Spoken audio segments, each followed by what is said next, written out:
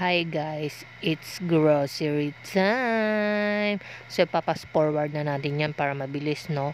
Nagbayad ako kanina sa cashier. Syempre sa cashier talaga magbabayad, no? Parang mataray yung cashier. Hinahagis niya yung aking item. Toot! Sabay hagis. Parang hinahagis ganon. Syempre parang umiinit na yung ilong at tainga ko. Tiningnan ko siya mata sa mata, sabi ko, magkano? Di sinabi niya sa akin kung magkano. Ay, biglang naging malumanay nung napatingin siya sa akin sa aking mata. Napaisip tuloy ako, ganon kataray ang mukha ko. Wala naman akong ginawa sa aking mukha. Hindi naman ako nag-expression ng kung ano. Wala lang, share ko lang. So, pauwi na ako na yan. Nakasakay na ako ng jeep. Malapit na ako sa bahay niyan. Nasa bayan na ako ng Mabini niya, no?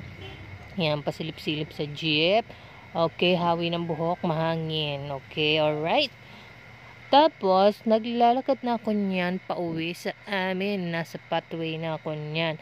Kaya ganyan na itsura ko, na sa harapan ko yung eco bag. Kasi para tayo ay makapag-video. Video is life. Pumasok na nga ng gate. Okay, bye!